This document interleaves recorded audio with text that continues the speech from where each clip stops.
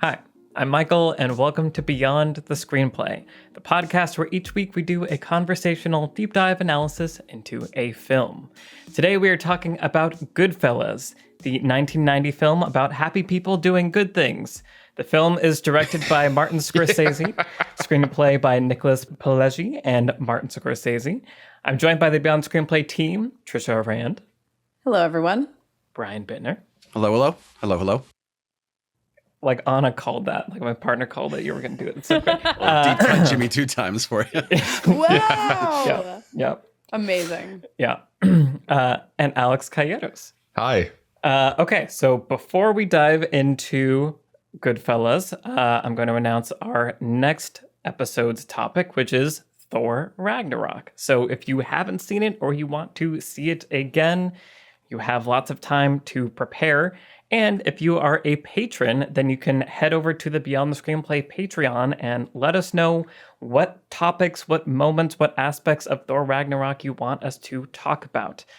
There's a post over on the Patreon waiting for you. So please let us know. We got lots of cool feedback for Goodfellas and suggestions of things to be looking at and thinking about while watching the movie. So we're going to bring some of those up during this conversation. Also, while you're over on the Patreon, our episode on Jurassic World Dominion is now available for patrons. It is a patron exclusive, and we all went and saw it together, and all of our thoughts are recorded in an audio file that you can listen to over on Patreon. And then also a reminder that all of these new episodes are video episodes. So now, for example, Brian isn't dressed up in a suit just for us. He's dressed up in a suit for all of you. So if you are watching on Spotify or listening on Spotify, you can watch in the Spotify app, or you can head to the Beyond the Screenplay YouTube channel, and while you're there, feel free to like, comment, and subscribe. Fun fact, when we did Butch and Sundance, I shaved just a mustache and wore a hat, but it was just for these three. Yeah. We now didn't I get even to have... be an idiot for everyone. Yay. Yay. Okay, so Goodfellas. Let's get into it. So Goodfellas is a film that somehow I've seen a bunch, and I don't remember when or why, like at what point in my life I was watching this movie so much, but I know it pretty well. But I hadn't seen it in a long time, and it was really fun to revisit it. And the first thing that I had kind of forgotten is the pace. It's so kinetic. There's the classic opening scene, and then the freeze frame, and then we're just off to the races, and it feels like it doesn't let up for the entire runtime. Obviously, there are ebbs and flows, but it's just there's so much momentum. And we talked recently about PTA, and we got to talk about Punch Drunk Love, and I got a lot of Paul Thomas Anderson vibes from the way the camera was moving and the whip pans, and I was like, oh, Paul Thomas Anderson, I bet he's seen Goodfellas. A few times, I'd wager. Yeah. But yeah, I really like this movie. It's really fun and entertaining to watch, even when things are not fun, right? It's not a fun story. There's a whole arc that goes on, but it's always compelling and feels like it's not overly judgmental of the characters or the world, but also is not shy about the bad sides of all of it. So I appreciated how great of an arc it gives the character and the world and the journey that you go on as an audience. And that is, I think, sometimes missing in crime stories, where you can fall into glorifying it too much or having it be one note, one way or the other. So among lots of other things, really enjoy the ride that this movie puts you on, and the relationship that you feel with the characters and all these things. So tons of stuff to talk about there. But I want to hear from you guys. Trisha, what did you think about Goodfellas? I mean, it's Goodfellas. Like, it's just, one of the most, influential films, of the last few decades. I guess it's 1990, so it's 30 years and change old now. It's so like the filmmaking is so forward when you watch it, it's like, this is one of these movies that you study in film school because the filmmaking, like the directing is like, has put its best foot forward. And of course the performances are iconic.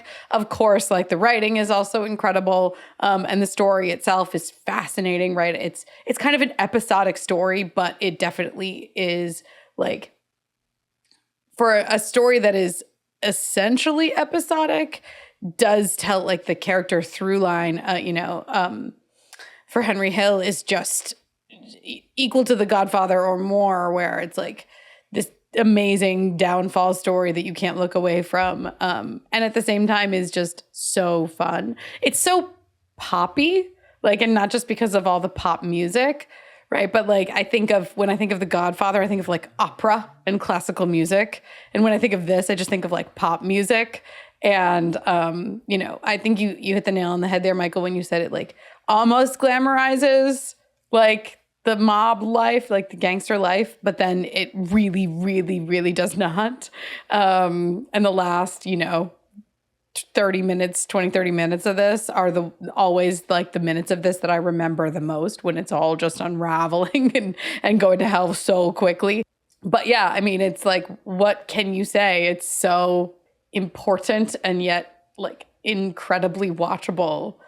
I don't know. I heard someone describe it, I think, as like a 2.5 hour trailer. And it's like for a story, because of how much momentum it has and how much fun it is. And like, it's so punchy and it's so good. Like, anyway, Goodfellas is awesome.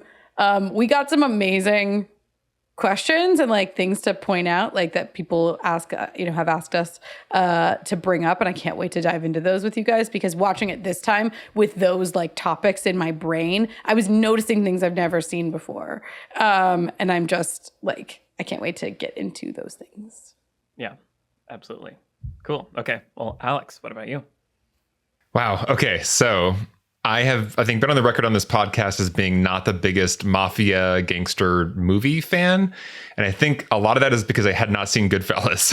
It is a crazy, like, embarrassing missing hole in my, filmography, films that I studied and, loved as a aspiring filmmaker.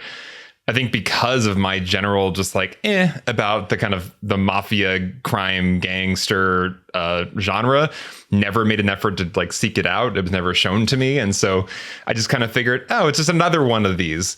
How embarrassing, Alex. It is embarrassing because so many movies that did inspire me as an aspiring filmmaker, a lot of those PTA movies you mentioned, Michael, are so like, it's like a direct lineage to Goodfellas. Like, think about Magnolia. Like, that was a revelation kind of movie for me as a young aspiring filmmaker.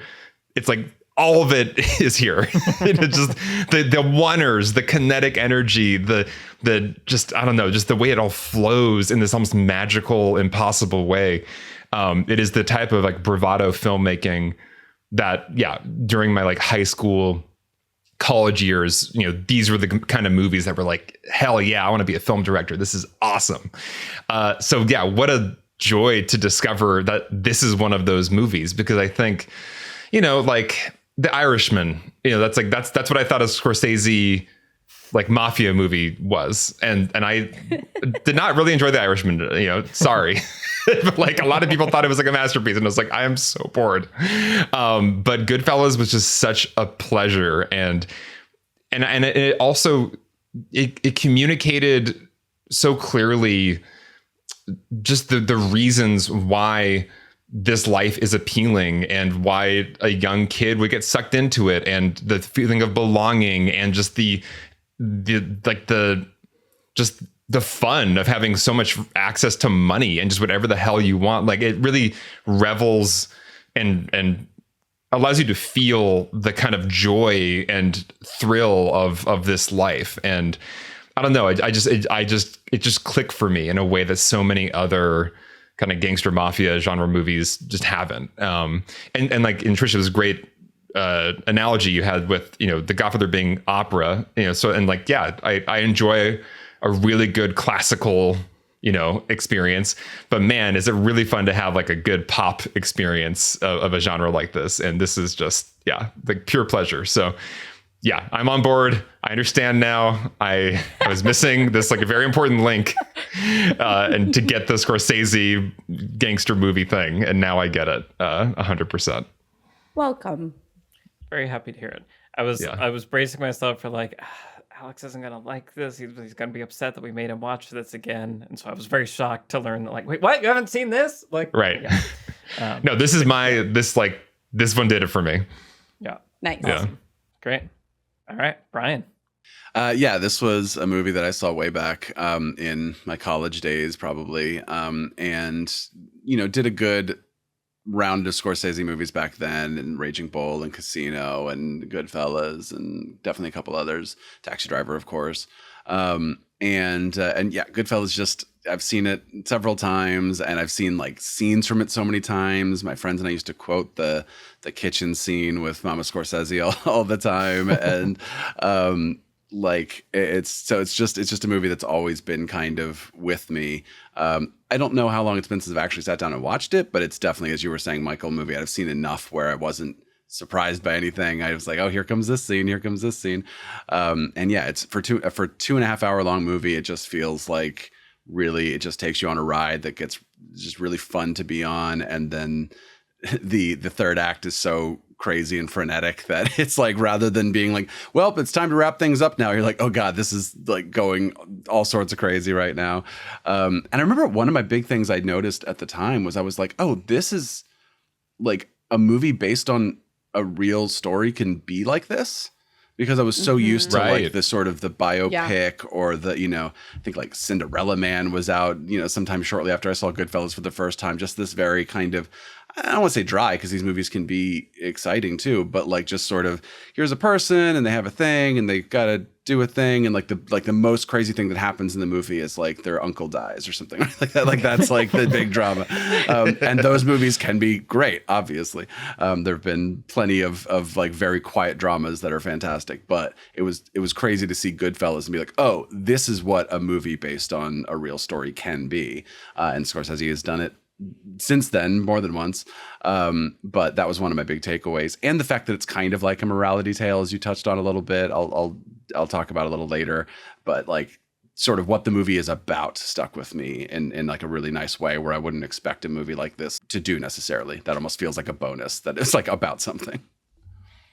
What I think, something that when I compare this movie to what I thought it was going to be, or other films like identified as being in the same genre, there's often the biopic vibe of like, life doesn't have a great 3-act structure. And so like, if it's a corruption arc or kind of a downfall arc, it's like a slow, kind of tedious downfall. And it's just like, yes, I see how like the error of their ways is making them more and more miserable. And here we go. And now it's over.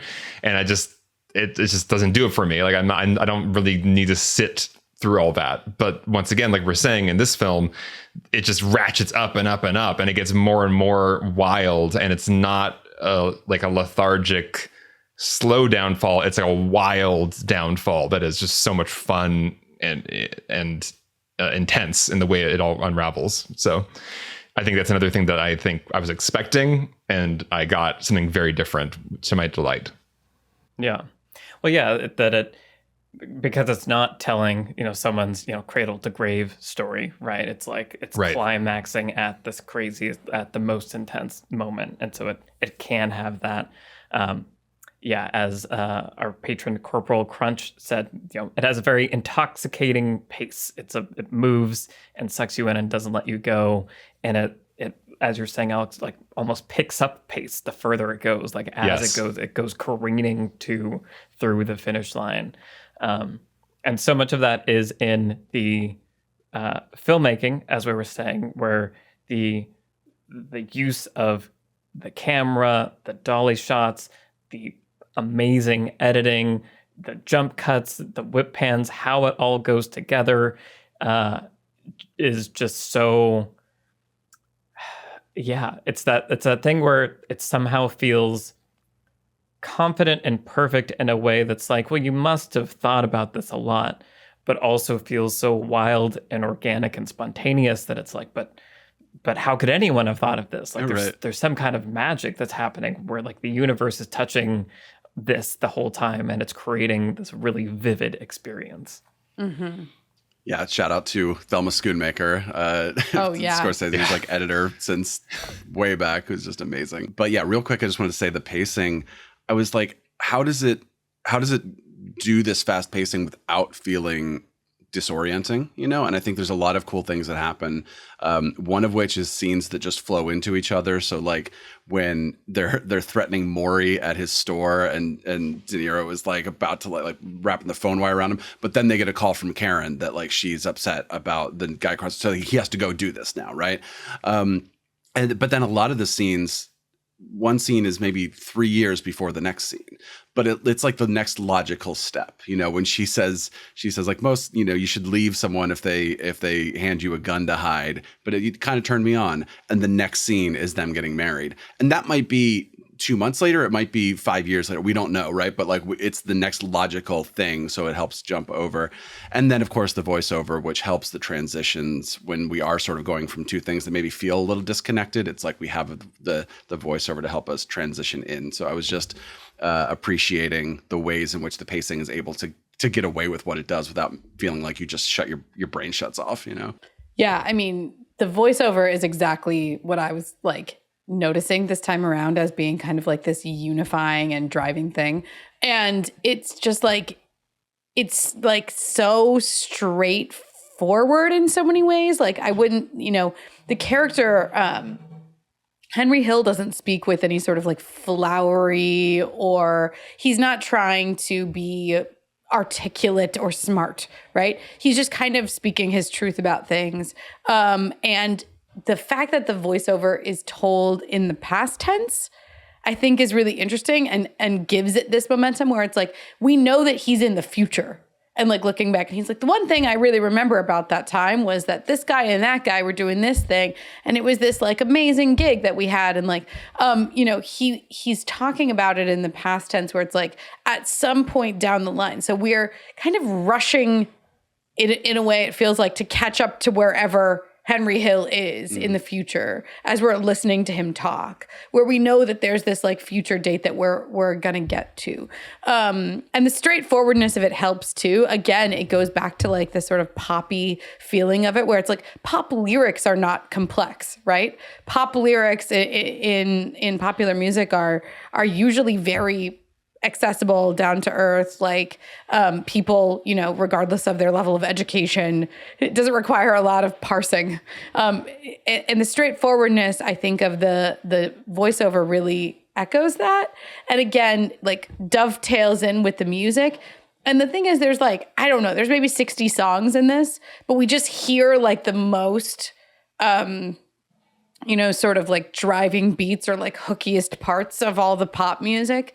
And so it creates almost this like, again, it's all playing together with the cutty like nature of the filmmaking and the editing. And then we're cutting between all of these songs. Like we sometimes literally go from like the middle of the song to the middle of like the next song, right? Like especially in the finale, it's just the music is it's just boom, like changing everything is going by you. Yeah, exactly. Where it's just like a hit parade, really, you know?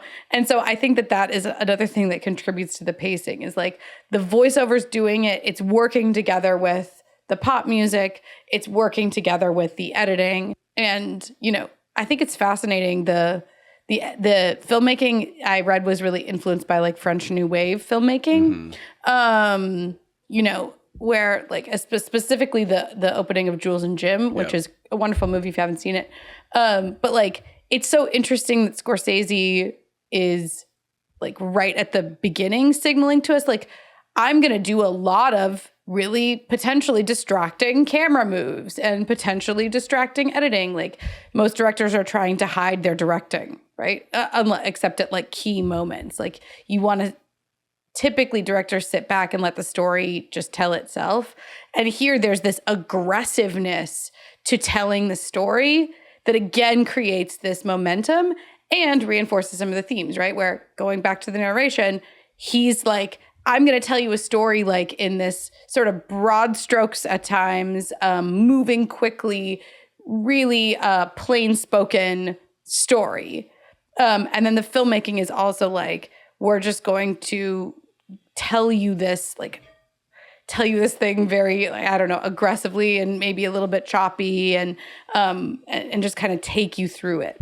And so I just think it all, like any one piece of it probably wouldn't work by itself if everything else wasn't also like in your face. I was going to say everything everywhere all at once, but it wasn't all like just, the sensory overload of watching this, where it's like everything is driving forward at the same pace, which is, pedal to the floor.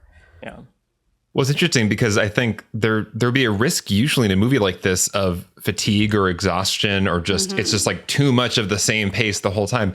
And I did not feel that during this movie. And I'm thinking about the elements you're listing there, Trisha. There's the narration that is grounding you and tying things together and kind of letting you know like what's actually going on right now, who the players are, what they want, what they're doing.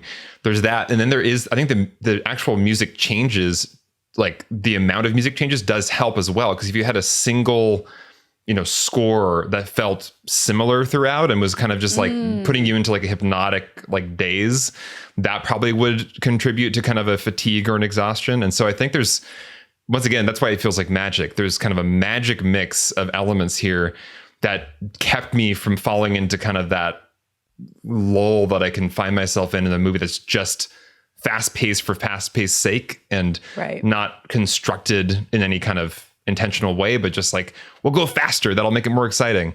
And I often get very bored during those movies because I'm actually not really tracking anymore what's happening. I'm kind of zoned out.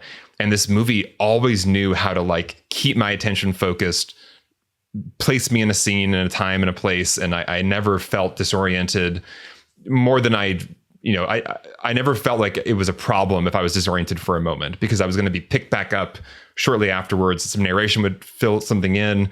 I would remember something about this character. It just was very easy to watch in that way, in a way that other movies, I think, that would aspire to this complexity and this pace have failed to keep me on board the ride. And on a first viewing, I was on board this ride the entire time. Well, yeah. And, obviously, when a movie feels like it's fast-paced start to finish, but it feels good, that means that it's not literally, as you're saying, fast-paced, right? There's these ebbs and flows. And as you're calling out, Trisha, there are all these different channels that the film is using to create this pace. And so you can pull back on one and then lean on the other to keep the narrative momentum happening, even if the filmmaking stops for a moment. Not stops, but, pulls back a little bit. The moment that I had completely forgotten, first of all, I had forgotten that Karen has narration in this also, right? That his wife does. Yeah. And shout out to patron Christopher Bundinson for focusing me on the narration, and apologies for probably butchering your name.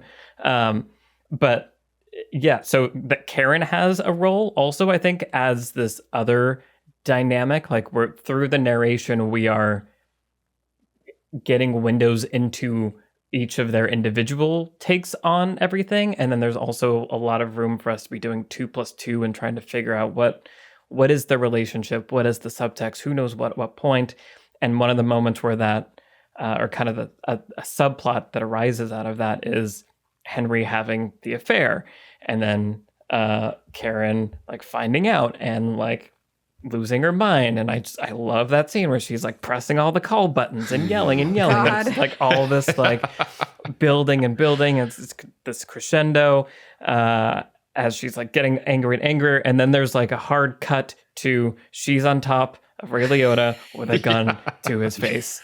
And like, that was my favorite moment. I was like, I am so stressed in this moment, but I'm so excited and like proud of you, Karen. And like, I don't know, there's a lot of really complex, but again, that's a moment where the filmmaking is slow and it goes back to we're just going to cut between these two shots. There's no music. It's just this, but the dramatic tension is taut. And so it's that handoff where there's always something pulling the momentum of the story forward. Sometimes it's all at once, sometimes one thing takes the lead, but it is this kind of beautiful orchestration that makes it all work so well. And to your point, I think there's always something pulling us, and they have this arsenal of tools in the toolbox, and you can pull at different levels. So it could be subconscious in the music, it could be in the editing, it could be in just the tension of the story in this scene. But it's just, man, I want to watch this movie again. It was so good. I get it. This episode is brought to you by Mubi, a curated streaming service showing exceptional films from around the globe. Every day, Mubi premieres a new film. From iconic directors to emerging auteurs, there is always something new to discover. With Mubi, each and every film is hand-selected. It's like your own personal film festival, streaming anytime, anywhere.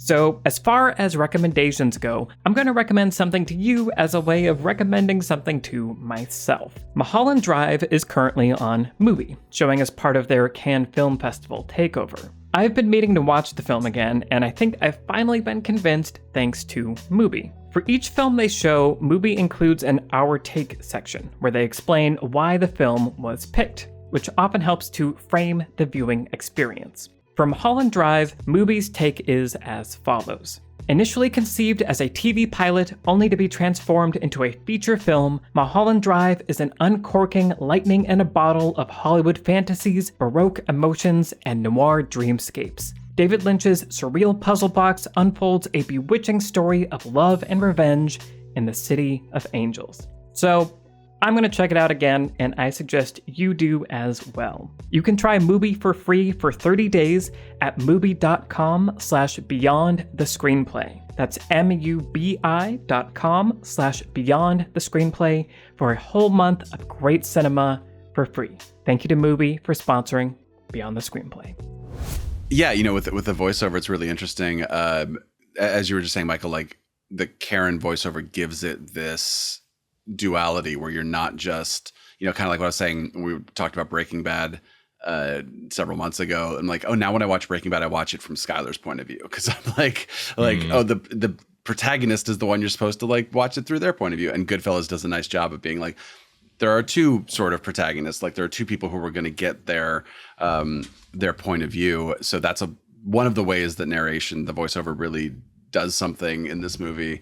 And also just like, it's like we're being told a story rather than watching one. And, that sort of is supposed to be against like filmmaking 101 of where you're supposed to show, don't tell, right? Like, so it's just like, oh, you should put it together yourself. But it's like, this movie is so dense and there's so much going on that just having someone tell you like, this is what happened next is actually really nice. And I think, Alex, for you, what you were talking about, it helps keep you kind of oriented a little.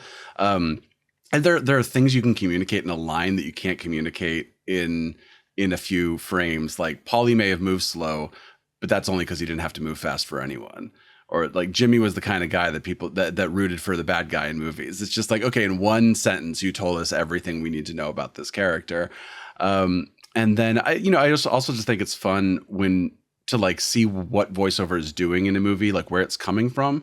I talked about this, I think, in a Q&A, where a lot of times voiceover is like someone's diary or their inner thoughts or whatever. Like Charlie Kaufman does that a lot, where there's always sort of like, there's a reason we are hearing this person speak to us. It's because we are hearing their thoughts or we are hearing like an entry in their diary. But movies like Goodfellas and High Fidelity and Annie Hall and American Beauty are all sort of like the protagonist is just breaking the fourth wall and looking into camera, sometimes literally, and just telling you a story about a thing that happened. And those are all very stylized movies, right? Like those are movies where it's like, we're not trying to immerse you in the reality of this thing. We are telling you, audience member, it's like Shakespeare, right? Like we are coming out on stage and looking into the audience and being like, hello, we are actors. We are here to tell you a story. Join us for the next 2 hours. Although I will say there is potentially a diegetic reason for this kind of storytelling, which is that they end up being witnesses for the state. Sure. And this could be their recounting of their life story to the But he FBI looks at camera at the end. Like, well, that, like yeah, in the of course, courthouse, that like moment walks to the camera. Yeah, that moment is definitely that moment. But the way that he describes, like, how we got sucked into the mafia, and it feels like you could read it as he's also just like spilling his life story to the feds at the end, and her too. Well, yeah. So I got interested in the book that this is based on, partially because one of our listeners, JB, asked us about that, but also because I'd never heard of anybody who's actually read it. Like, even dudes that I know that are like Goodfellas mega fans, I'm like, oh, so you've read it? And they're like, no. Like, and of course the journalist who wrote the book that this is based on, it's a nonfiction book by Nicholas Pileggi, and he co-wrote the screenplay, and he also co-wrote Casino, that is similar in some ways to this. So short of going to get my hands on the book myself, I was curious to see what I could find out about it. And apparently the voiceover is lifted at times verbatim straight out of the book, because the book is largely composed of interviews with Henry Hill and with his wife. Nice. So the book has this dual narration going. And the book also has kind of like a playful attitude when it comes to sometimes people remember things differently when they're being interviewed about it. And so like, it's interesting. I was reading, there's an amazing, if you like me were interested in this, there's a really cool article that the AV Club wrote back in 2015 about this. Just the differences between not like just even the textual differences, but like what did Scorsese bring to the adaptation? Like what are the sort of material, like feeling changes that were made, and structural and things changes that were made in the adaptation process. But I really love that about the voiceover, where it creates this sense of like maybe unreliable narrator, right? Like we know that we're being told something that Henry Hill and his wife are just remembering. And they kind of remember things differently. We get a little bit of that in the dinner scene where they first meet, right? And then the second one, he stands her up and he's talking about how annoyed he is. He's like, I didn't want to be there. I had to go meet Polly. And then in the second one, she's like, I couldn't believe he stood me up. Like, not just because they're in contrast with each other, but it highlights to us this is a very slippery process, somebody's memory and somebody's impressions of events. And so, to your point, Brian, you were saying like it's kind of like being told a story and not shown. I agree, and I think that's good in this case, right? Like in this case, we're being told a story by somebody who is romanticizing his own past, who is like glorifying his own past. I mean, God, I had it so much better then. Like it was beautiful. We had this operation. We just stole whatever we wanted. Like that sentiment of, God, it was so good, creates this feeling of like, sometimes we really believe him. We're like, yeah, that is so good. He's living his best life. Look at him. And then sometimes he's going like, oh, it was so beautiful. And we're seeing like corpses. Right. And like people bloodied and whatever. I mean, he's like, that was just Tommy's way. And you're like, hang on. But I love that a lot of that is apparently, not written in the sense of like, it isn't just scripted dialogue that Scorsese made up. There's this like veracity to it that comes from the recorded interviews. And again, the way of speaking and the attention to detail. Like, I don't know, the fact that he always is like talking about like food and little details, right? He's like, where I had these cutlets and I was going to like stir the sauce. And like, I'm sure that's straight out of the book. Like it's gotta be, right? And the kind of person that fixates on that stuff, however many years in the future, where he's like, I had a really busy day and I was like, I had to get back to stir the sauce. Is that kind of character is like a 1 in a million character. And it kind of provides the like heart of this thing where we get him, but also like, is he nuts? And I just feel like that's the tension we're always holding when we're hearing him talk. Well, speaking of Henry Hill, can we talk about Ray Liotta? Because I also, once again, this is another big hole in my understanding of just like everything, I guess, because I've seen Ray Liotta in like latter day roles, but I hadn't seen him in this like what I assume is kind of like the role. In my mind, the role for me is Operation Dumbo Drop. That's how I got to know Ray Liotta. What? This is like it's neck and neck. Yeah. But yeah, I mean, he was so captivating in this movie because he has, especially in the early scenes, he has both this kind of gentler energy than the people around him, but also kind of a manic energy. And the way he laughs is so iconic. And just there's just something about him that is super unique. And once again, is like part of why I think I was so drawn in by this movie as opposed to kind of a more like stoic gangster film, because I found him just so fascinating to watch in so many of the scenes, because he is often, you know, trying to be kind of like not as horrible as like a Tommy DeVito, or kind of be a voice of reason, you know, to a degree while murdering people. But also there's kind of a way in which he has like a discomfort early in the movie. And I don't know, the way I read his laugh and the way he's kind of like behaving socially in some of the earlier scenes. Yeah, I resonated more with kind of a dimensionality to the character of like, you want to belong, you have made your way in here, but you kind of don't belong, and you're kind of uncomfortable, but putting on this face of like, I belong here. Anyway, just Ray Liotta, rest in peace. Just wanted to talk about this performance because I really get so many things I get now. I actually think that Ray Liotta is amazing, but in terms of us like accessing and even sympathizing with the character, I think two things really stood out to me this time. The first is that we meet him when he's young, right? Before he's Ray Liotta.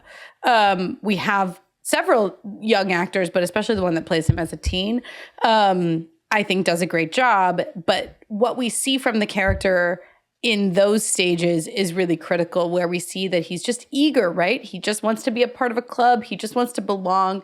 You know, he wants like financial security for his family. He wants respect. Like he comes from, you know, poverty essentially, or a sort of a tough place. And that scene where his dad, you know, kind of beats him up for not going to school.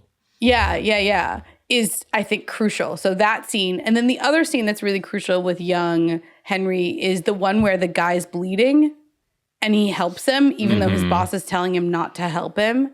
I was like, we get on board with this character. He's a good kid, right? Like, even though he's doing a lot of things that we disagree with, when someone's actually hurt, he has like a soft center to him.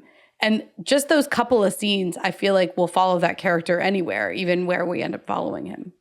Yeah, there's this great sort of triptych of these three characters and how they're introduced. You know, Paulie's like not a main character in this movie, but he's over there too, you know. But in terms of these three characters who we spend the most time with, it's like we start, as you're saying, Trisha, with young Henry.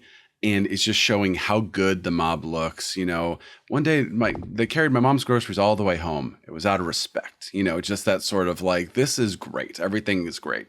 And then you introduce Jimmy, who like just seems like the like best version of this type of person, right? It's like he is making sure everyone is like looked after and feels good and feels like, you know, he's like smiling at everyone and da-da-da. And so it's sort of like is really setting up this like, look at this great everything. Like, everything is fantastic. And then you introduce Tommy, who is sort of like not only the wild card of this triptych, but is also sort of like a sign of here's where things can go, you know. And even the way you introduce him is so fun, because I mean, not introduces in the very first time you meet him, but introduces in really getting to know the character, because you start with the iconic, you know, what do you mean I'm funny? What, I'm a clown? Like I amuse you? Into it, but it's so like, oh, he's messing with them, right? Like it's just a joke. Into then like how he's treating the restaurant staff, where it's like, oh no, he's like actually threatening them. He's like really could, you know, hurt someone. He was kind of messing around with Henry, but like now he really could. To then, you know, sometime later where we get like, is it Spider, you know, who he's like shooting the foot and all. Is awful. Right. So it's like you get this like transition into like, no, this world looks great, but here we go, you know. And I love that these three characters are it's kind of like Big Lebowski with like Walter on one side and Donnie on the other.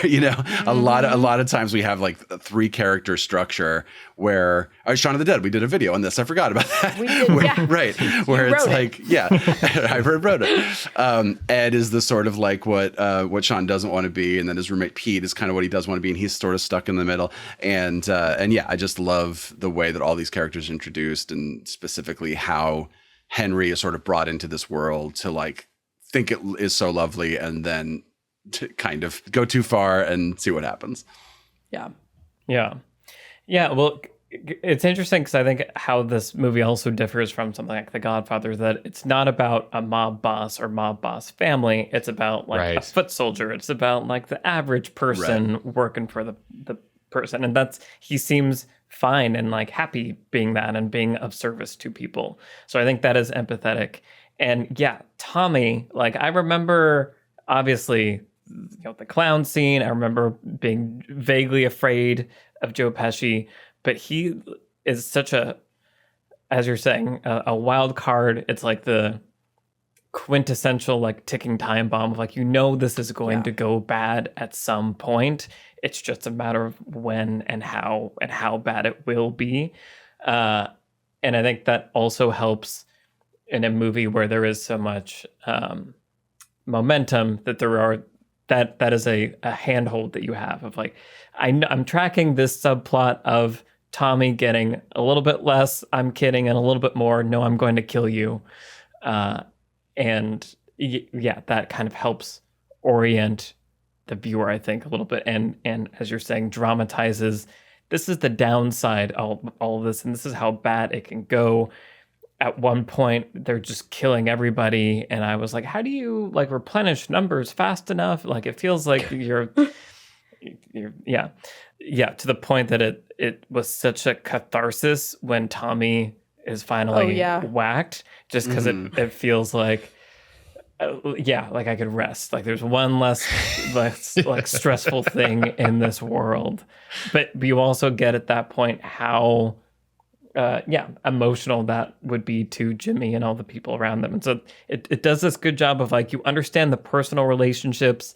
I feel like you can get at this thing of like, everybody has a friend that's like a little bit too much, but you can always tell yourself like, no, they're just kidding. It's fine. Like nothing, but like you're watching that happen and it's believable enough that there's, I think, empathy for the people around Tommy to a certain extent. So just that dynamic, like you're talking about, Brian, of those characters is really interesting and layered in lots of different ways.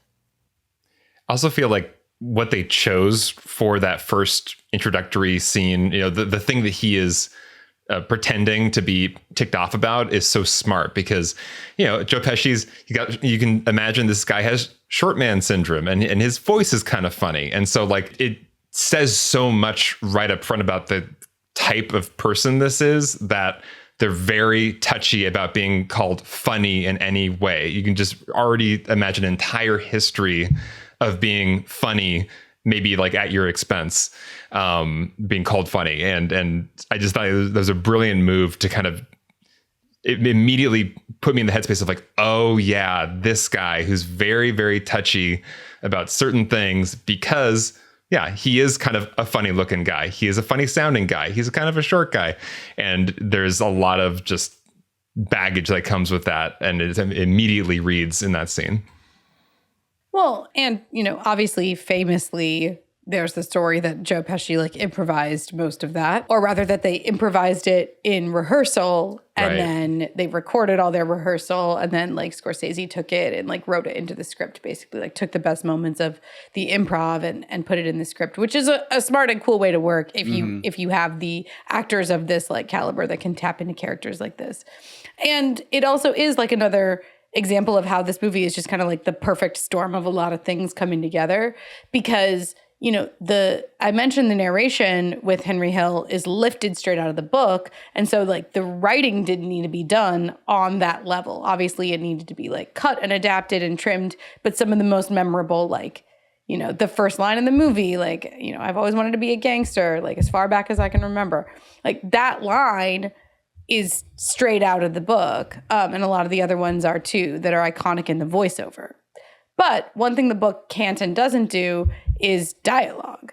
And so being able to flesh the characters out and like make them embodied. My understanding is that the character that De Niro is playing was actually a lot more like Tommy, and like they were kind of more similar in real life, but they chose to like make the most clear departure you could ever make, where you have somebody like De Niro's character that's really quiet and calculating, right? And is never like worked up, doesn't ever seem like he's going to lose his temper, even when he's like unhappy or do something like incredibly rash, but will definitely have somebody else kill you like down the line maybe, but you'll never know when or how, right? As opposed to like Joe Pesci's character, which is just this loose cannon who does things without thinking. And so I think it's such a smart adaptation, like both in the way that those characters are crafted in their own dialogue, which was created sort of whole cloth for this movie, and in differentiating them from each other.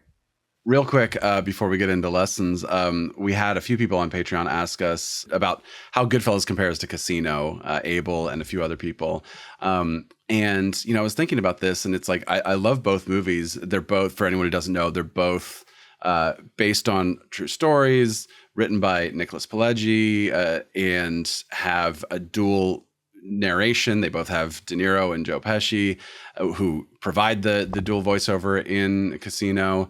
And I love Casino, but I was thinking, like, why didn't Casino sort of stick the way that Goodfellas did? It's like, it was a very well regarded movie, and most people who have seen it love it, but it doesn't have the, like, it wasn't a cultural phenomenon the way that Goodfellas was, you know? And I was thinking, like, well, for one, it came second, right? So there's a little bit of diminishing returns where it's like, well, we did it again. It's like, oh yeah, but we already saw the first one. But I was also thinking about the sort of origin story thing that we have here with Henry and Goodfellas, is like, it sort of is like a superhero movie, right? Where it's like he goes from being this kid into being something. Casino, it actually reminded me of Godfather 2 a lot, where it starts with a character who is already at the top. And then it's like a 3-hour drama about like things that happen. And when I say drama, it does focus a lot more, kind of like Godfather 2, on there's like political stuff, and then there's tension with his wife and custody over the kids and all this kind of thing, right? Where it's like we're focusing more on a little bit more of an adult kind of theme than the sort of frenetic Goodfellas, here we go. And because of that, I think there are fewer like one-liners in Casino. There's not quite as many, just like, it's not as like fun of a movie.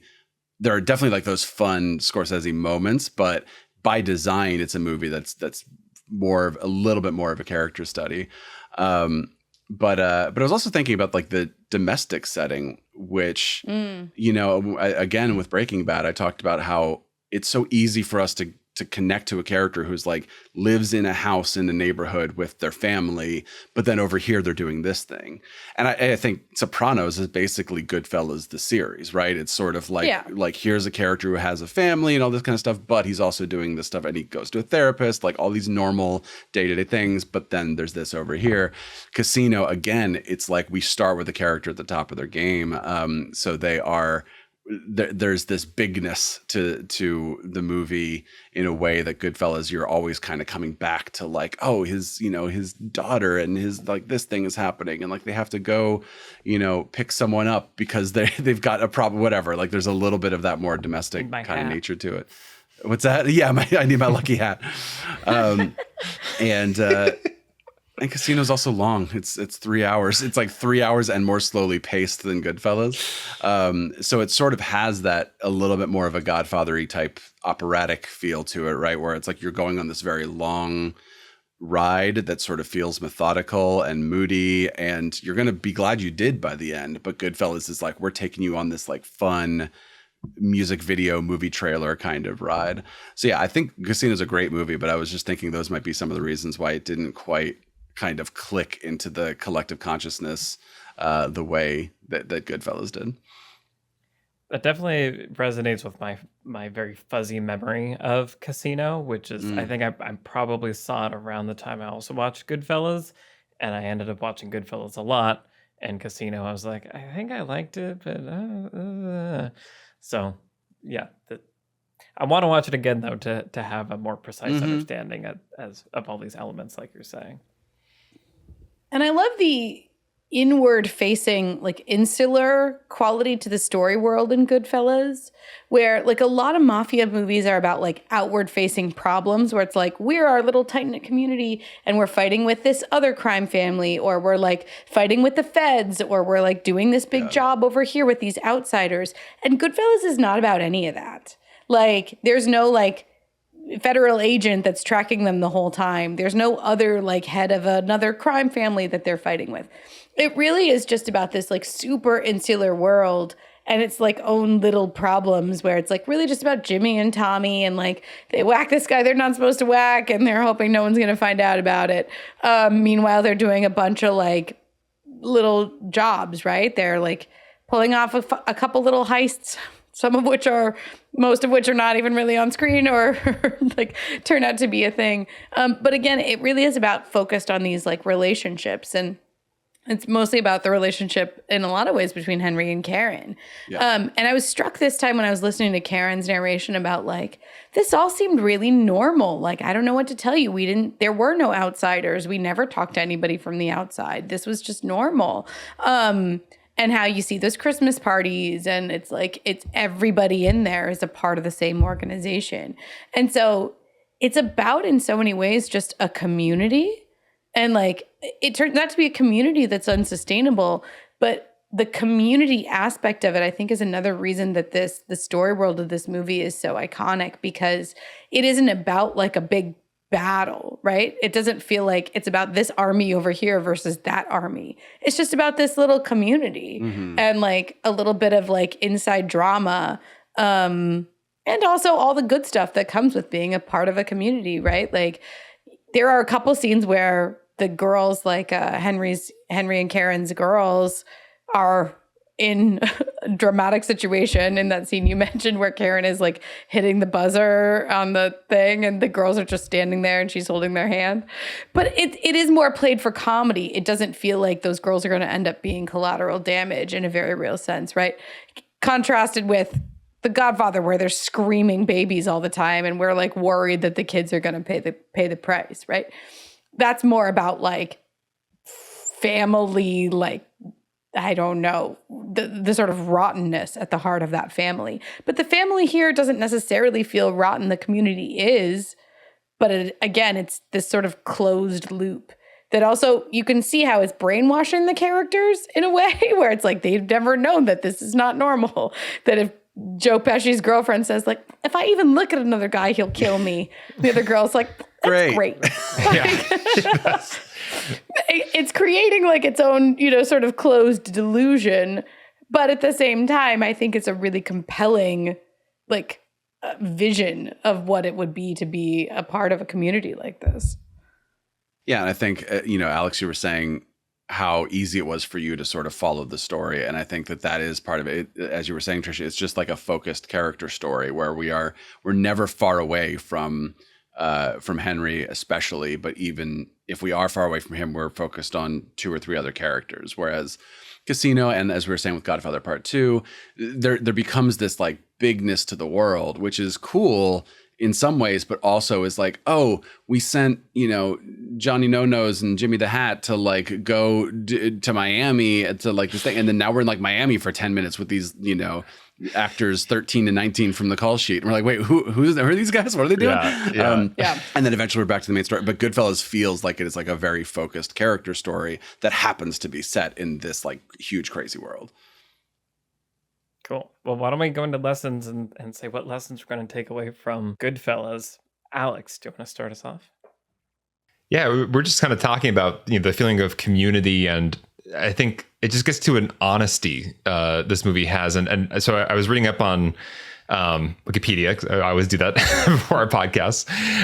And Scorsese talking about this movie, he actually is the one that said the 2.5 hour trailer line, Trisha.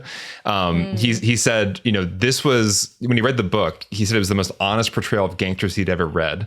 And he said that he wanted to begin the movie like a gunshot and have it get faster from there, almost like a 2.5 hour trailer. I think it's the only way you can you can really get the sense of exhilaration of the lifestyle and get a sense of why people are attracted to it. And I think that is what I love about this movie, is that it fully uses the form. It's not doing style for no reason.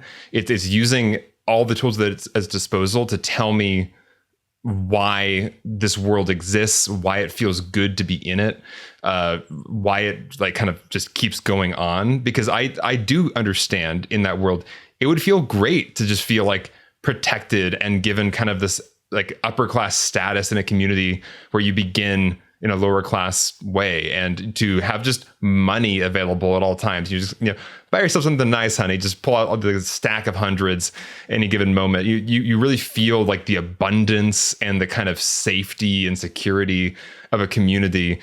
But then you also feel the exhilaration and the fun of this kind of wild world that you can tell that Henry is so attracted to. And so I feel like, the movie both gives me the understanding of just like the deeper community, like sense of place and security that people get, and also how genuinely fun a person like Henry or Tommy or Jimmy find this lifestyle, and how it's so exciting compared to the boring, the working stiffs. And so I think just it's a movie where form meets function in all the best ways, and it finally gave me my entry into the gangster genre that I needed all this time. Nice. So. And I wonder how much like meta work this movie even does for other gangster films. Because as you're saying, this film Right. Yeah. lets you understand the appeal of it and why someone would Right. get wrapped up into it. That I think then translates maybe subconsciously even for a lot of people when they watch a different gangster movie, because it's like, well, no, I get why you want to be in it, and this is a different take on that tale, kind of a thing. It feels like a starter pack that I was missing. And then like I've been watching like the things assuming you've like started with the starter pack. Right. Yeah. You started with the peaty scotch. Yeah. I need a nice like smooth sweet bourbon to start with. Yeah. I'll riff off that a little bit for my lesson, because I was thinking about glorification, which is, this movies like this a lot of times are sort of, it's like, oh, it's glorifying this lifestyle. And I'm like, okay, but what is the movie actually saying about this lifestyle, right? And I feel like some movies are vague about it. And I think that's when it can be tricky. I think Wolf of Wall Street is kind of maybe one of those movies where I'm like, look, I don't watch Wolf of Wall Street and be like, I want to live this lifestyle. This looks horrible, right? But at the same time, that movie sort of ends on like a little bit of a heroic note. Like, look, he's starting over again, right? And ever since the very first time I watched Goodfellas, I had the image of Tommy at the very end of the movie when Henry goes out to get his paper and we see Tommy firing a gun, and then he goes back and Henry goes back in the house. I was just like, oh, I get it. I get what you're saying, right? It's like, no matter what, even if he is like safe in the witness protection, like Henry is always going to have his entire life basically hanging over his head. He's always going to be looking out the front door for the guy with the gun, right? So it's like, I love that these movies are able to show the fun of the world and the attractiveness of the world, but then it's always the question of like, but then where are we going from there? And with this lifestyle, it's like, look, for choosing this lifestyle right off the bat, the characters are in a bad way, right? Like they're already in danger. But then on top of it, it's this sort of morality tale of not just the lifestyle you lead, but also the choices that Henry makes, which is, I'm gonna try to get everything. So it becomes sort of this Greek tragedy, right? Where it's like, I'm gonna try to be unfaithful and hope that my normal relationship is fine. Well, it's not going to be. I'm gonna try to like be above the law and not be in danger. I'm gonna try to like go behind the other Goodfellas back and get away with it, right? And it's like, no. First of all, don't live this lifestyle at all. Second of all, if you do, you're gonna have to play it really safely and not like try to get ahead. I'm going to try to do this much coke and act like a normal human being. Yeah, right, exactly. Like, no. Yeah, but like Casino and Scarface and this movie, they're all sort of like someone who enters into a lifestyle they probably shouldn't be in, but also then tries to go too far and tries to take it too far. And I feel like I like that. I think this movie is a really good example of how you can have all of the fun, right? You can show all the like, isn't this great? We went through the place and they put a table right in front of the stage and we got Henny Youngman in our movie because Scorsese like just gets these like random cameos in his movies of like 50s people. But then also we are going to make it pretty clear by the end of it, hopefully very clear to you viewer, that by the end of the movie, we're not saying, go do that. Go live this lifestyle. It's going to be great. Well, I think part of it too is we see him in his kind of coked out, the later stages, and it's like he's not having fun really anymore. He's like really strung out. He's really stressed. He's always paranoid. Like it's the results of everything that came before is not like the cushy millionaire lifestyle that he was aiming for. It's this paranoid, freaked out, coked out existence, which is not a way to live. And so I think the movie is very clear in that you can have this like meteoric rise and have so much fun, but there's gonna be a huge fall if you go about it in this, trying to have it all way, cheating the system, trying to have it all. It's always gonna fall down at some point. Well, that the movie, he's paranoid and not having fun, and the movie's playing it for that. Like, it's signaling to the audience, like, he is paranoid and unhappy. It's not playing it for comedy or some other, like, things. Right. It's clearly conveying earnestly earlier in the movie, as we're saying, this is what was great about having this community. And by the end, it's clearly saying, this is what was really bad. I mean, it doesn't feel like a heavy-handed or preachy message, right? It feels like a portrayal of this is the logical conclusion of playing the game the way that you're playing it, unfortunately, right? And there is a cost, basically. Like, you chose to pay that cost. You decided it was a cost you were willing to pay, or at least risk paying. You decided it was an amount of money you were willing to push into the middle of the table. But someone's going to cash in on it eventually, and you're going to end up in a house in Tucson or wherever he is at the end. And to your point, Michael, about the playing things for laughs, I think that was maybe what I couldn't process with Wolf of Wall Street. I think like it's late in the movie when there's a kind of very extended scene of Leo DiCaprio like crawling to a car extremely slowly because he's like had too many quaaludes, and it just felt like that the movie had all these set pieces where I wasn't feeling the momentum that this movie gave of like life spinning out of control. It was more just like, here's some funny set pieces of like, wow, this guy has a crazy life and look how absurd it's gotten. But I didn't have the like anxiety and the paranoia and the spinning out that I felt in Goodfellas. And so there's a clear arc, like there's a clear rise and fall, and you feel it in this movie. And I think in movies where that feels less clear, then you have that weird ambiguous feeling of like, oh, so maybe it was just kind of like really fun to have all this like sex and drugs, and it's kind of funny when you have too many drugs, and like now it's over. And I think Goodfellas did not make me feel that way. I felt very much when Henry was having a good time and when he was not having a good time. And the entire ending is like a train wreck, just getting faster and faster and worse and worse. Trisha, what's your lesson? Sure. So I fell in love with Karen again when I was watching this movie. Lorraine Bracco is amazing. But I just, for some reason, I had forgotten about how much agency she actually has. Like, there definitely is, the construction of her character is fascinating, and I think the wife, romantic partner, counterpart in a lot of gangster movies gets really lost or ends up feeling like sort of flattened in one note. And even when we were talking about the Godfather trilogy, we kind of highlighted moments where we felt like Kay was really there and felt like she was really nuanced and like a full person, and other moments when we felt like she was kind of not. Like she just totally got steamrolled or slightly forgotten or whatever. I think that that's an interesting study in and of itself. But I really love Karen in this because from the moment we like see her, she is willing to fight back. And like when he stands her up the second date, and she like goes and yells at him on the street in front of a bunch of people. But even just including her voiceover. And again, going back to Nicholas Pileggi's book and the fact that he interviewed her, extensively, as well as interviewing Henry Hill. It's like, this is a smart way to approach this because It's the person who was closest to what was going on. And you highlighted some of the other amazing moments of her in this movie where she like is, you know, on top of him with a gun straight in his face and is like, baby, wake up. Love it. But there are so many other amazing moments, you know, aside from even just like the pushing the buttons and like calling the superintendent in the mistress's apartment building and all of this stuff.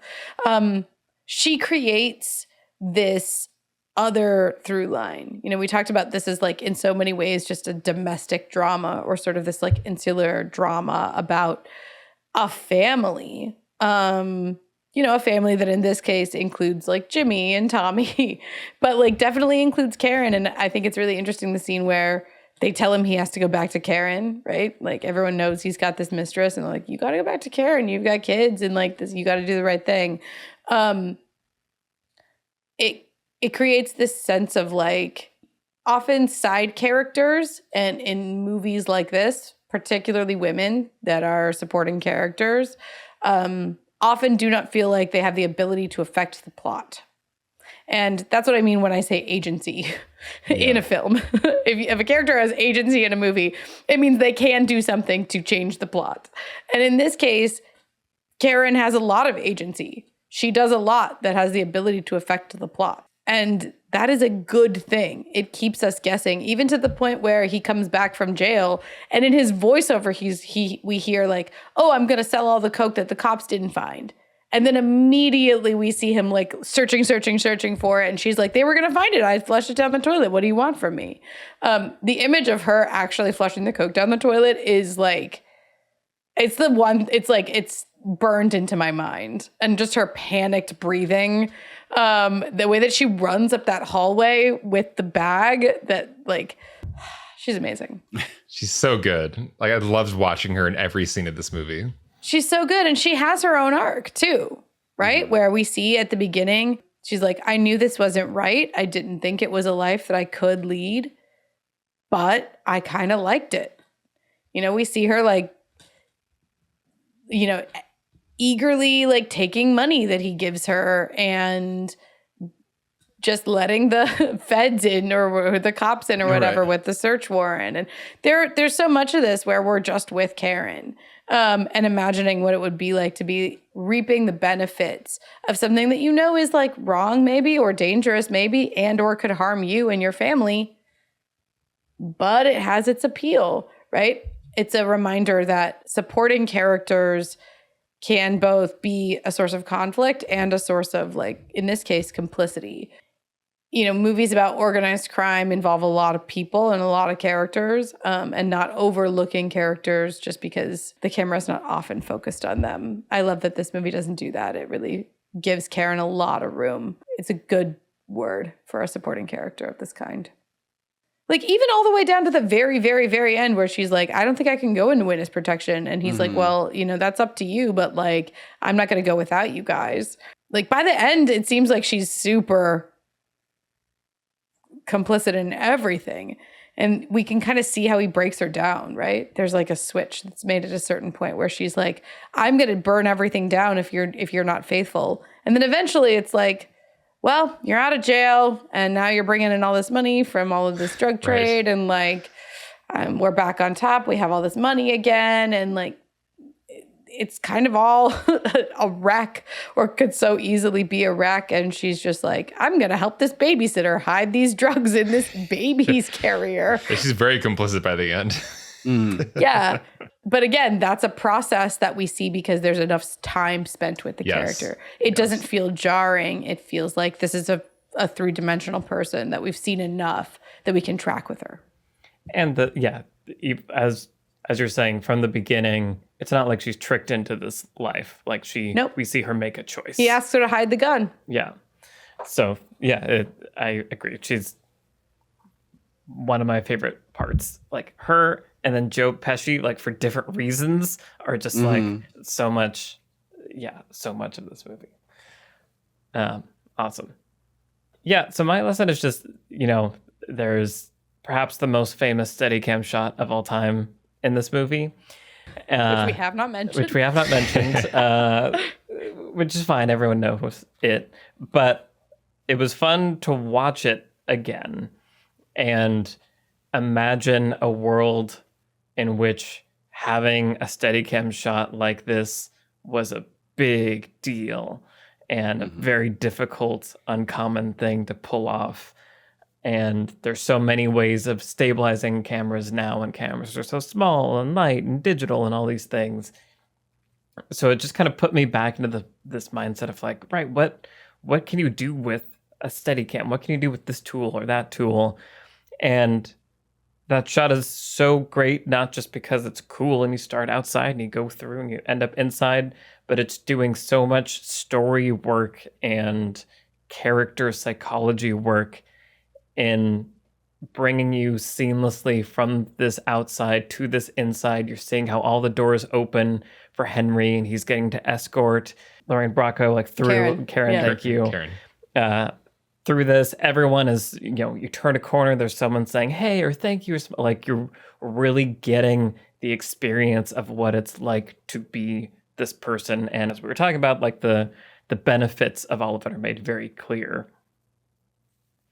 Yeah, just thank you so much to Larry McConkey, the camera operator of that scene, who apparently choreographed most of that himself. And like worked with Ray Liotta. I read it. There's a really cool BBC article about that, but like he kind of took over a lot of the blocking of that himself and like actually helped Ray Liotta. Like, what if you stopped here and like helped Lorraine Bracco be like, can we like stop? Let's give a line to this guy. Let's make sure that we're pausing because I have to move the camera in this way. He's an early Steadicam op.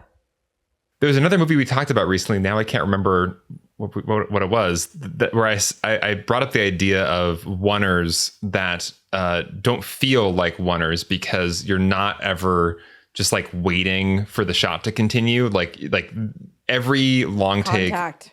Maybe Contact, yeah. Every Steadicam shot in this movie was so packed with information and those character moments that I could feel that it was an amazing Steadicam shot, but I wasn't like, okay, let's get to like the next scene because this is just like going. It was just so packed with life and information and momentum and fun. And it's just, yeah, that's part of the joy of a master filmmaker like this, where you're doing these bravado shots, but once again, if you're not looking for it, you might miss it because you are just engaged with the content and not just looking at the form that is empty of content. Everything is firing. It's not just one thing at a time. Yeah. So yeah, love that shot. Love all the wonders in this movie.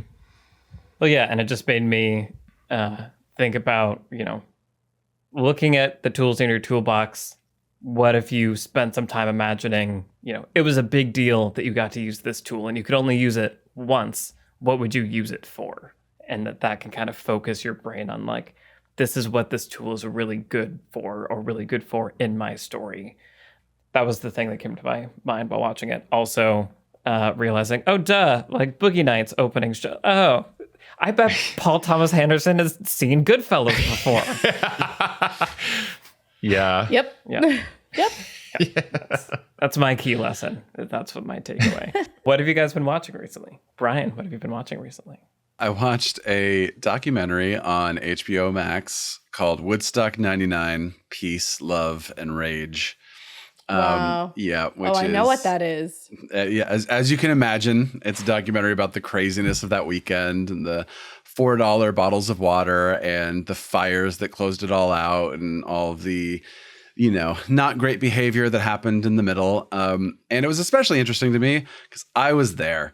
So I think I mentioned way back in our train spotting episode. I think that was the first time I saw my God. train spotting. Yeah. And it was really interesting to watch a documentary with like footage of something that you were at 20 years ago. There was some stuff that felt like, oh, they just pulled that straight out of my memory, and other stuff where I'm like, wait, that happened, or like that was good, like that stage existed. And it's really fascinating because it targets in a way that it should this specific angry young white male person who I'm happy to say I was not this person. Like this was the guy who was there to see Limp Bizkit and Korn and Kid Rock, and they lived in like a pretty nice house, but for some reason they were really mad at the world for whatever. I was like, I was there to see Jewel and Alanis Morissette and Red Hot Chili Peppers, and then there's a little bit of generalization going on in the doc where they're like, oh, someone played the Star Spangled Banner and someone did the Country Joe McDonald chant and they brought out Robbie Krieger from the Doors. No one understood what any of that stuff was. I was like, I did. I understood all that stuff. I appreciated all that stuff. But I'm like, yes, I was not the majority there. Like I sort of felt that that thing, whatever that thing was. And it led to some craziness during the thing, which culminated in fires and fences going down and all this kind of stuff. So it's really interesting the way that they frame it all and the way they talk about everything. There were, just all sorts of stuff going on. I will say, even though I was not the person that they're targeting, there was a moment where there was a group of people playing around in the mud, and I joined them, and we became sort of like a mud tribe for a while. And I stood up on a platform and started like giving them orders. So we rushed the stage. Jamiroquai was playing. Nothing against Jamiroquai, but we threw mud on the stage. And when I say we rushed the stage, I mean 200,000 people parted because there was just like 40 muddy people running through. So you were not one of the guys? I was not one of the angry Limp Bizkit people. I was one of the mud people, and I was leading them to throw mud at things because it sounded fun. Cross section of yeah. This was just fun, right? So then we ran back, and they were like looking at me for direction, and I was like, I don't know, let's rush the MTV stage. So we part the Red Sea of people again to the other side, and Carson Daly is on the MTV stage. And we all proceed to throw mud at Carson Daly, and he ducks out of the way. And while I am not in this documentary, that moment is in the documentary. You see Carson Daly ducking out of the way of a bunch of mud being thrown at him. So Woodstock 99, Peace, Love, and Rage. HBO Max. Oh my God. Enjoy. Okay. The life Brian has led. This is the most Brian story I've ever heard. We have had different lives. Wow. That is amazing. I was find young. This clip at some point. Oh my God. Wow. Okay, cool. Trisha, what do you got? What? You were going to make me follow that? Sure. So I, at a different festival, I saw at Sundance back in January, I saw a movie called Cha Cha Real Smooth. Oh, yeah. And it is coming out on Apple TV Plus here in the next week or so. So it'll be out hopefully by the time this episode gets to you. It's the new Cooper Raiff movie. I really, really enjoyed it. It was a highlight of Sundance this year for me. And it's a comedy, like a sort of dramedy about just a dude who decides that he's going to become like a party starter at bar mitzvahs, like kind of a DJ, but like really his job is to like make sure everybody's having fun. So he like leads dancing and then he falls in love with Dakota Johnson. And anyway, it's just I don't know. It's a comedy that really worked for me. It's really charming. It's got sort of a quirky sense of humor to it. And it kind of feels like very millennial sort of thing where it's like, I have to have a random job. This job seems like more fun than other jobs I could get. Like maybe I'll just do this thing at these bar mitzvahs in my hometown while I'm like living with my parents and talking to this girl I knew in high school. And, she's a kid and it's just like a sort of sweet story that has some unexpected depths to it while also being very funny. So Cha Cha Real Smooth is a great little movie and it's coming out on your Apple TV Plus. Nice. Cool. Alex, what have you been watching? So on June 1st, nationwide, there was an encore of RRR or triple R.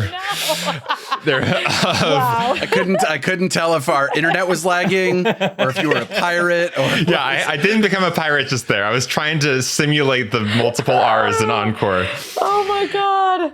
So RRR or triple R, I don't know how you say it, is a movie from Tollywood, which is like South Indian Bollywood. And it has become like a cult hit suddenly. I know about it because of Patrick Willems, who's been spreading the triple R gospel on Twitter for many weeks or months now, just saying this is the most awesome movie ever. Everybody has to go see it. So I went and saw it on this encore screening, and it was such a fun time. It's 3 hours long with an intermission, and it is just pure, like, earnest entertainment from start to finish, but in the most like gonzo, insane way. It's a period piece, so like 1920s India, but it also has like the most like Zack Snyder-y, like John Wick action in it, but in the period setting. And there's an insane, amazing Bollywood dance number in the middle, and Sure. It's just got the most, like, it's very sweet, but also incredibly violent at other times. And it's just really, really fun and like big hearted and unashamed of itself. You know, like, I don't know, there's just something about it. Like, I think Trisha, you said recently on the My Favorite Movie Is podcast about Jurassic Park. Like there are movies that we used to make that weren't like embarrassed for being movies and weren't apologizing for being like a blockbuster or just being entertainment. And this feels like we get like this import from another country of just like, we are just making the biggest, most entertaining like movie that has ever movied possible. And we are loving it. And we are not ashamed of it. Please share in it with us. Anyway, this is all of me saying they are now playing RRR over and over again in theaters because it was such a success that night. So in multiple theaters in LA, I think it's playing like every night now. If you can see it in the theater with a big audience, I can guarantee it's entertaining. Like, I don't know what else you'll feel about it, but like you will be entertained. And if you're with an audience that is there for like the cult love of it, that is also part of the experience. And yeah, it's a good time no matter what. Triple R, RRR. Go see it. Nice. Great. Amazing.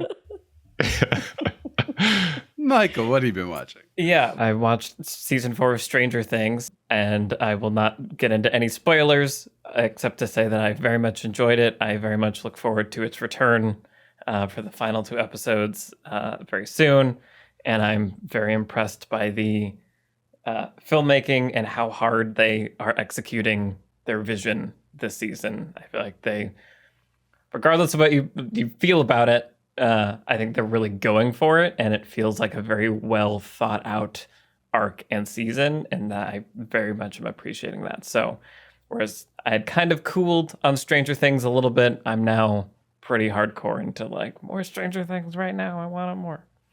Yeah, so Stranger Things season 4. If you haven't heard of it, it's on Netflix. Yeah, good show. Nice. Okay, well, so this has been our conversation about Goodfellas. Before we leave, again, want to mention that our episode on Jurassic World Dominion is available for all patrons today. So head over, let us know what you want us to talk about in Thor Ragnarok, and also listen to us share our thoughts on Jurassic World Dominion. As we're recording this, we haven't seen it, so I don't know what that episode is going to be like, but I'm sure it's going to be fun. Kind of like RRR, it sounds like. I think it'll be entertaining. But will Jurassic World be the greatest movie of the year and maybe of the decade? Is the real question. I guess we'll find out. Yeah. Question. Yeah. Yeah. The answers are waiting for you over on the Beyond the Screenplay Patreon. We're all going together, sitting in the same row in the theaters, so it's gonna be an experience. Indeed. But yes, we want to say a big thank you, as always, to the patrons that make this show possible. If you want to help us make more episodes, head over to the Beyond Screenplay Patreon. The link is in the show notes. We want to say thank you to our producer, Vince Major, and our editors, Caleb Berg, Graham Harther, and Eric Schneider. I'm Michael Tucker, and I've been joined today by Trisha Rand, Brian Bittner, and Alex Coyotes. All of our Twitter handles are in the show notes. Send us a tweet and say hi, and we'll see you in the next episode for our discussion of Thor Ragnarok. Bye, everybody. Go home and get your shine box. Bye.